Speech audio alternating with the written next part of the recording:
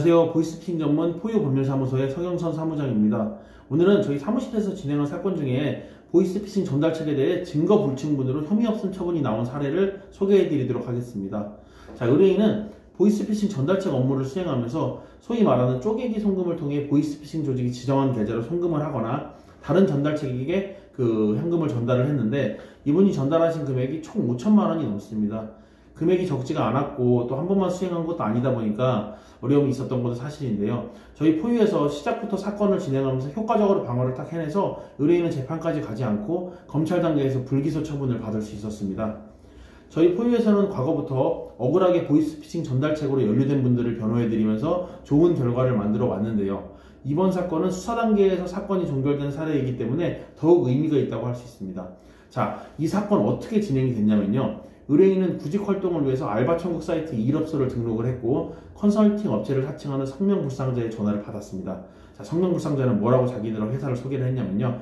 자, 우리는 경매회사 아니면 제2금융권의 의뢰를 받아서 지역에서 발생하는 일을 처리를 하는데 주로 경매물건에 대한 기초조사나 서류 전달 이런 업무를 대행하는 업체다 라고 자기를 소개를 했고요. 의뢰인은 이 말을 믿고 이런 좋은 회사구나 하고 업무를 수행하기 시작했습니다.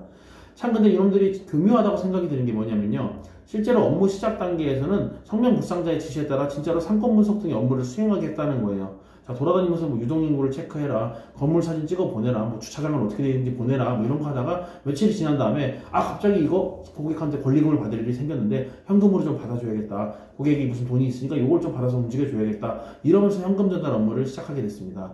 그렇게 며칠간 5천만 원이 넘는 금액을 성명불상자가 지정하는 계좌 혹은 다른 전달책에게 전달을 하게 됐고, 결국 의뢰인은 사기 혐의로 입건이 되게 됐죠.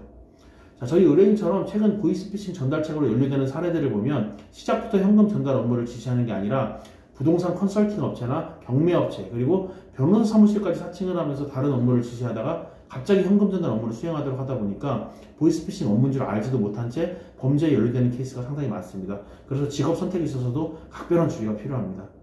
저희 포유에서 이번 사건을 처리함에 있어서 피해 금액도 적지가 않고 그랬기 때문에 준비 과정에 소홀함이 있었다면 구속도 충분히 가능한 사안이었고요. 처벌 수위도 높을 수 있는 그런 사안이었습니다. 하지만 이번 사건이 법원 단계까지 가지 않고 검찰 단계에서 불기소 처분을 받을 수 있었던 결정적인 이유는 사건의 시작 단계부터 저희 대표 변호사님께서 직접 사건을 처리하면서 효과적으로 방어를 해냈기 때문입니다. 보이스피싱 사건의 경우 첫 번째 경찰 조사부터 변호인의 적극적인 조력이 필요한 부분을 항상 저희가 강조를 해왔습니다. 이번 사건 역시 시작 단계부터 변론의 방향을 딱 정해놓고 경찰 조사 단계부터 의뢰인에게 미필적 고의가 없었다, 이 사실을 효과적으로 입증했기 때문에 피해 금액이 적지 않았음에도 불구하고 법원 단계까지 가지 않고 검찰 단계에서 불기소 처분을 받을 수 있었습니다. 법원 단계까지 가서 무죄 판결을 받는 것이나 수사 단계에서 불송치 결정, 불기소 처분을 받는 것이 결과적으로 사실 같다고 볼 수도 있겠는데, 기간이나 그런 재판 과정의 피로도 같은 걸 생각할 때 수사 단계에서 사건이 종결되면 의뢰인 입장에서도 가장 좋은 결론이라고 볼 수가 있습니다. 자, 누구나 5분만 검색을 하면 미필적 고의가 없으면 무죄 판결, 무혐의 처분 받을 수 있다는 사실을 알 수 있거든요. 그렇다고 무작정 경찰 조사부터 해서 저는 진짜 몰랐어요, 이거 아무것도 몰랐어요, 그냥 저는 진짜 모르고 시킨 대로 했어요, 이런 주장만 반복하게 되면 어떻게 될까요? 객관적인 증거나 양형자료 준비도 하나도 없이 그냥 무죄만 주장하면 소위 말하는 괘씸죄가 적용돼서 오히려 형량만 올라가게 될 수가 있습니다. 증거자료들을 체계적으로 분석을 해서 무죄 주장이 힘들다고 판단이 되면 혐의를 인정하고 양형 변론으로 나가는 것이 더욱 효율적인 변론 방법이 될 텐데, 이런 판단 자체를 일반인이 하기가 사실은 어렵습니다. 그렇기 때문에 이런 부분을 판단하는 데 있어서 전문 변호사의 조력이 굉장히 필수적입니다.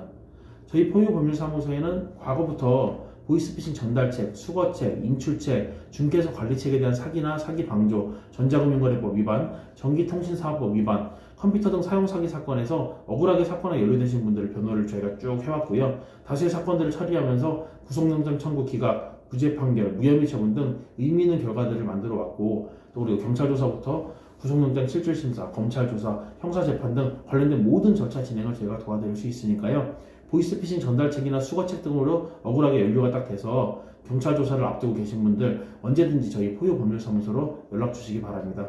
그리고 이 영상 도움이 되셨다면 구독이랑 좋아요 한 번씩 꼭 좀 부탁드립니다. 감사합니다.